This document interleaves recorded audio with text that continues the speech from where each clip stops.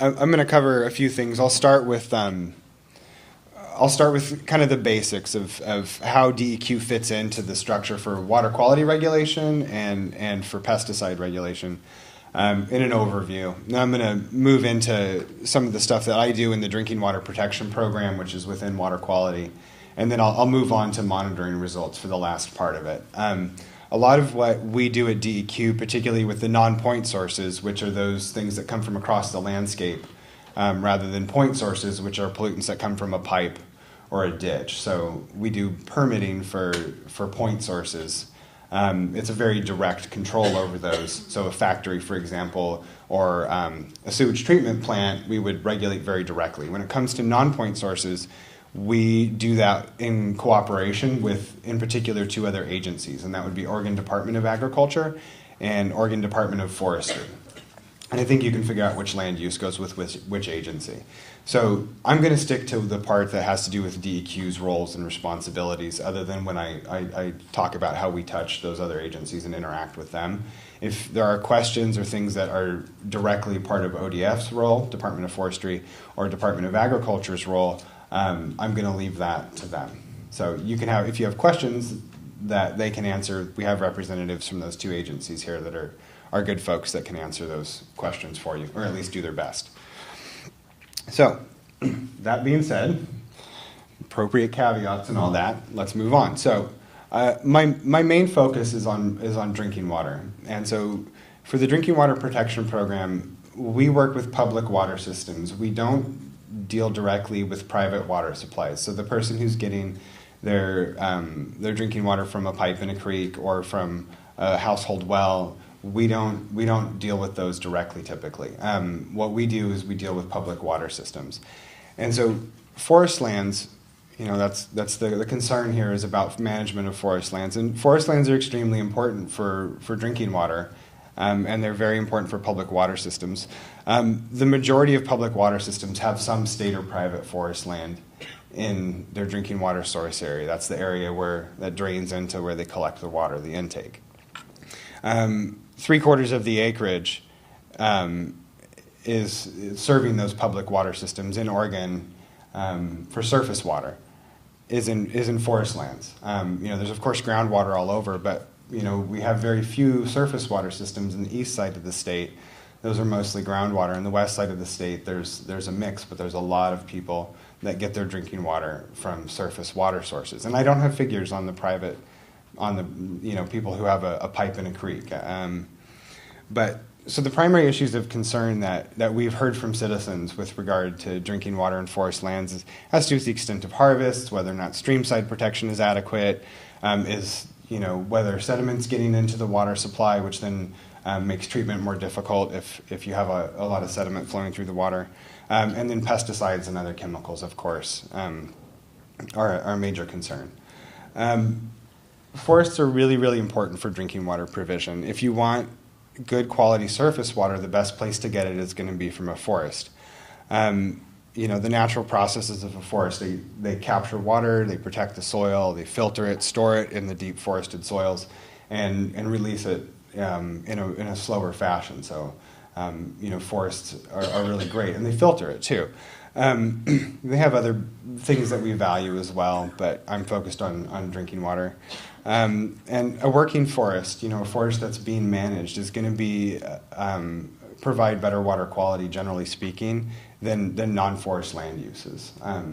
So forests are kind of at the top level here for drinking water quality, and generally require less treatment than water coming off of other land uses. So for drinking water protection, it's divided, and the Oregon Health Authority, who just spoke, they regulate finished drinking water. So it's what comes out of the public water system and what the public water system delivers to you. Oregon Health Authority oversees that. And that's under the Safe Drinking Water Act, a federal law, and then state laws. We regulate water quality in the environment. And so in our case, for drinking water, that's before it gets to the treatment plant, before it gets the intake. That's DEQ's role. And so, we have various laws that we do. There's the Clean Air Act, which doesn't often have much to do with drinking water. The Clean Water Act is the main one, and then waste handling acts. as well. And so the two agencies work together. Myself and 4 other folks at DEQ are funded by Oregon Health Authority to do drinking water protection work, and that's because we have the Clean Water Act program, so we can do the kind of prevention work before it gets to the treatment plant. And then one thing I do want to talk about is almost every public water system in Oregon has what's called a source water assessment, where DEQ and OHA together put together an assessment of what were the potential contaminant sources within a source area, and kind of what are the sensitive areas and things like that to help public water systems with their needs for having a good source of water. So as I mentioned in the intro, for water quality protection, this is not pesticide specific, but generally for water quality, when we're dealing with non-point sources, if it's on non-federal forest lands, so private or state forest lands, then Oregon Department of Forestry has the authority, and for private lands, they manage that under their Forest Practices Act. And how that connects with us is that we set standards for what's appropriate water quality for surface water, and then Department of Forestry comes up with the management practices needed to meet those standards. And so our relationship is one of cooperation and on an even keel. And we have a similar relationship with Oregon Department of Agriculture for agricultural and rural residential lands. For pesticide regulation, it gets a little more layered. So we have the Environmental Protection Agency at the federal level. They decide what the label requirements are, and the labels are a legally binding set of restrictions on how you can use a pesticide product. And they also set the targets for what are safe amounts for drinking water and aquatic life when pesticides do get into water supplies. DEQ sets water quality standards, although for pesticides we have very few of those, and then we do monitoring of water bodies within the state of Oregon. And then ODA, they are the delegated agency within the state government for looking at pesticide compliance, for label compliance at the state level, and they're the lead investigator for pesticide complaints as well. And then Department of Forestry, so when it's on non-federal forest lands, state or private forest lands, then Department of Forestry sets the rules and enforces the rules for how you use pesticides and other chemicals on those lands. So there's a lot of pieces here, so it's important to understand how they go together. So you're at least informed, and so you know where to go when there's an issue. So to kind of go back to, we're talking about managed forests here, and oftentimes when I'm talking to people, there's the notion that if a forest isn't managed, it's pristine, and that's not the case. Disturbances are a natural part of forest ecology, and they're actually a very important part of forest ecology. If you don't have disturbances, things get stagnant. Disturbances such as landslides from a hill slope loaded up with trees, that's one of the major habitat builders for salmon. So there can be impacts from disturbances to forests, but overall, they're a part of the ecosystem and they're a good thing. And so for a public water system or even a private supply, we'd want you to be aware that these things happen, and so preparation for them is a good idea. A hazard doesn't have to be a disaster. Human disturbances are part of this scenario in managed forest lands, and there are some differences between the way human disturbances interact with stream systems and the way natural disturbances do, but there's also a lot of similarities. So in the Drinking Water Protection Program, we have our own way of doing things, and it's a voluntary program. We cannot go out and mandate a public water system needs to do this or a landowner needs to do that. That's not how we operate. We're a voluntary program. It's our job to educate people, provide technical assistance when it's requested by public water systems, to provide, in some cases, financial assistance. We have source water protection grants that we administer in cooperation with OHA. They're really the lead on that, but we help to help water systems do planning or restoration within their source water area or whatever. And so the approach we come from is, what can we do to have no risk or low risk in a source area? And we don't, and like I said, we do that through education and voluntary means. So it might be something like helping identify sites that are sensitive or eroding, and how do you manage those or do remediation. And the general approach we take is if you have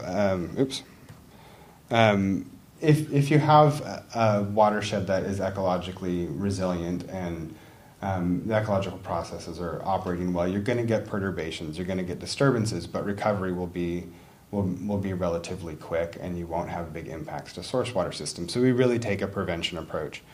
And it's not just an environmental protection thing, but there's a real economic piece to it.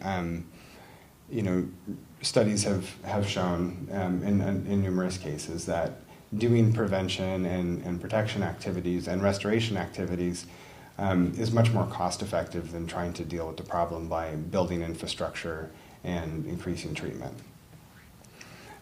So it really is very much an example of a pound of prevention being, or an ounce of prevention being worth a pound of cure. So I'm not quite sure. This is a little bit of an abrupt transition here, but now I'm going to start moving into the monitoring and what we've seen in our water quality monitoring that's related to pesticides. There's a number of herbicides that are commonly used in forestry, and a lot of they are monitored for. Some of them are monitored for by public water systems. So out of this list, the ones that are marked with a star are monitored in finished drinking water. And so that's 3 of them, 2,4-D, atrazine, and glyphosate. And they're monitored in drinking water because under the Safe Drinking Water Act, there is a limit on how much of those are allowed in finished drinking water. But the testing for public water systems is relatively infrequent. So if you don't have pesticides going into the water year-round, it's really a shot in the dark. Testing once every 3 years is not going to find an episodic event, but it does have a chance of finding something that's happening more frequently. If you have a system that is getting a lot of detections of something and they're getting at or greater than half of the limit, then they'll increase the frequency with which they test. But the way finished water is tested isn't really designed to get you a year-round look. It's really looking for long-term, systemic, chronic exposure type of problems. So how do pesticides move when they're environment? How does this become relevant to whether or not it's in your water? There's kind of 3 basic things. It gets into the classic 4 elements, but we have to leave fire out because, as far as I know, pesticides don't move through fire very much. But so there's air movement, and there's a few different ways that it can move through the air. There's drift during the application itself. This would be some pesticide that moves off target during the application process. It doesn't land where it's meant to. It floats on and then lands somewhere else. So that's drift. After it drifts, and Laurie talked about this and did a good job of it, it can revolatilize, and that means that it would go from being a solid or liquid deposit to going back into the air, to going back into being a gas. And then once it goes up back into the air, it can move around. Fall on air currents. She talked about rain and fog, and then it comes down where the water comes down. Movement via water. If something is being, and by this I mean it's dissolved in the water, that would be compounds that are water soluble. They dissolve readily, and those can move into surface water. They could move down into groundwater, depending on the chemical, and then they could also be in surface or subsurface runoff. You get water that moves just under the surface that can carry things with it. And then finally erosion. So for things that bind to soil, they don't dissolve very well for the most case, and they bind to the soil. If the soil moves, the pesticide moves with it. The chemical moves with it, and that can often end up in water or being blown around as dust. All 3 of these mechanisms, they're all well-known movement mechanisms, but they're going to vary based on environmental condition, based on which chemical or chemicals are in the mix. This isn't a one-size-fits-all thing. It's what chemical is it? What are its chemical properties? What's the weather doing? some things won't revolatilize unless you get up to 90 degrees on a hot, dry day, and then they're going to come up off the ground. Others are going to have, a lesser temperature requirement before they go back into the air, and some things aren't going to move into the air at all once they deposit. In addition to how things move around, what happens to them? So these don't last forever. There are some pesticides that do seem to last forever, and a lot of those were banned in the 70s. DDT, I think, is probably a well-known and classic example. It takes forever to break down. It has a lot of toxicological problems. We still find it, and I'll actually hit on that a little bit. But so the rate is going to vary by both the chemical and by the conditions. Some things need water, some things need hot day, whatever. And so what causes the breakdown is going to vary. It can be light. It can be being broken down by bacteria. It can be water, like being in water causes it to come apart. And then sometimes oxygen, oxidation, it just sort of rusts apart.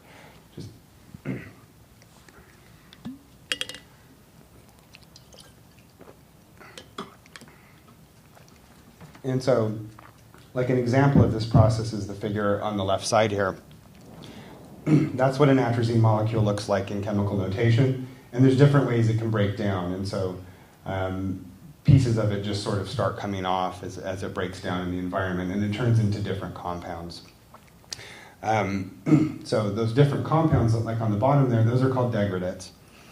And some products of degradation are stable, and they're going to stick around for a while themselves. Others are not, and they kind of pass into a new state relatively quickly, and eventually turn into just free floating elements or something like it. Some breakdown products are very benign. They don't. Once the pesticide breaks down, the degradates have no real toxicological effect. Other breakdown products do have toxic effects of their own. So once it starts breaking down, it doesn't necessarily mean that it's no longer there's no problem or no risk anymore. So AMPA is a degradative product of glyphosate. It's not very toxic, but it does have some toxic activity. And then desethylatrazine, which is another name for this bottom left degradate here, that is a toxic chemical in its own right, and it does have some persistence, and it will move with the atrazine. So it doesn't just end as soon as you get a group clipped off of the atrazine by some process or another. And then, as the OHA folks covered, we have mixtures, and then in pesticide regulation, they're called inert ingredients, but they're not really chemically inert. They're just not a pesticide. Those are the additives that was covered. An example of those is one called POEA. It's very toxic to aquatic life on its own, and that's added to help the efficacy of pesticides when they're hitting their target, herbicides in particular. And then crop oil is another one. It's a petroleum distillate that, like most petroleum distillates, it does have some toxic activity just on its own. So we want to know where these things are going once they're in the environment. And so in our case, we're very focused. My program, we deal with water. We don't deal with air monitoring. Okay. We don't do a lot of soil watering and monitoring, unless it's like a dump site or something like that. So when we've been tested, and not just our agency has done this, other agencies have examined this. So I'm going to start going through some monitoring results, and this will be where I end up. So like Department of Forestry did a study in the late 90s that they published early in 2000, and they did find, and this was just looking at drift at the time of application, and they did find some cases of pesticides, herbicides getting into the water, and they found many more cases of not being able to detect anything with the sampling technology at the time. So, nothing that was greater than 11 parts per billion in the water, and most things were far lower than that. A recent industry study from the Alsea watershed found the levels of glyphosate during application, and then in the stream, the base flow after application, and then in a couple storm events afterwards. I want to draw attention to the numbers. During application, it was 0.04 micrograms per liter. That's 0.04 parts per billion. During the first big storm event, it was 0.115 parts per billion. And for comparison, the limit for drinking water is 700 parts per billion, and for aquatic life is 1,800 parts per billion.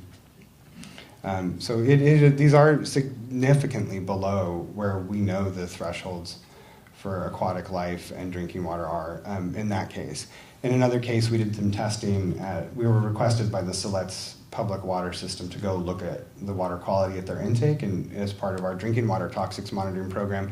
So we looked, and we found atrazine there, again, low amounts, 0.038 parts per billion, which is about 1,000 times less than the drinking water limit at this time, but it is higher than the current limit for aquatic life. So you can see aquatic life, there's a lot of sensitivity to this particular chemical. We have efforts we call pesticide stewardship partnerships. I'll cover those a little bit more. So we have one going in the Yamhill River right now that looked at agricultural land use and forestry land use. And is this a similar story? You can look at the numbers for yourself, but we do find it when we look, and it's in very small amounts that are typically far below, 1,000 times or more below the limits for drinking water and aquatic life. And if people want to look at this in more detail, I think I can find a way to make it available.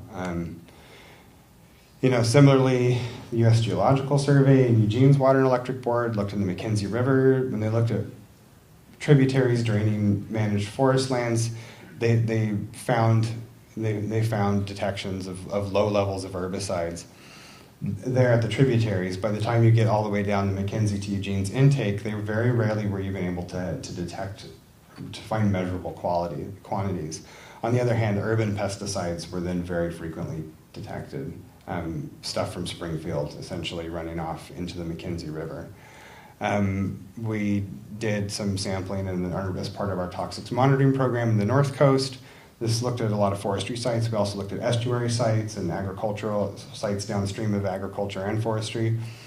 We found glyphosate and its degradates, sulfamature methyl, diuron, 2,4-D. They're there and they're below these benchmarks by a fair amount. And then we also found legacy pesticides. That's the stuff like DDT and Lindane that are now banned. We still find those, even though they haven't been used in a long time.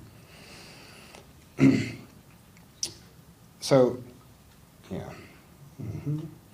Now, in this, one thing I will point out is usually when we're sampling, we go out, we have a lot of different bottles, and we fill those up with the river water. It's called a grab sample. And then we take those back and analyze them.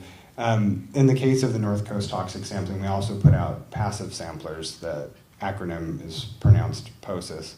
But those stay in the water for a month, and so they just pick up whatever traces are flowing by. And so it's hard to turn that into what's the water concentration. It's a really good way to see if, a grab sample, if it's not there right at that second, you're not going to see it. With something like this, if it's occurring over that month period when the passive sampler is deployed, then you can see it. And so, again, very low levels, but there. So what we can do going forward is we're going to continue the pesticide stewardship partnerships and the drinking water and toxics monitoring programs. Drinking water we can monitor at request typically at the intake. But what we don't do is we don't test private wells or private surface water supplies. And we can't test stored private water supplies for a variety of reasons. And right now, we don't have any ability to do passive or active air monitoring for these things, and we're not going to have that ability. I think EPA is working on a passive air sampling method, but that's their thing. Pesticide stewardship partnerships, and I know I'm out of time. I'm getting to wrap it up here. This is something I just want to talk about real quick. It's a lot of agencies working together, and basically what we do is work with producers who voluntarily say when they're going to spray, we test the water, and then if we're finding pesticides in the water, particularly at higher concentrations, then we work with them to do education, to check out their practices, help them, reduce off-target movement. And it's been a successful program in a number of rivers through this, voluntary and collaborative approach. We've gotten big reductions in pesticide contamination, and it's not just driven by the state agencies, but also by the producers themselves. And so that's it. And I think we're doing questions at the end, so yes. Thanks.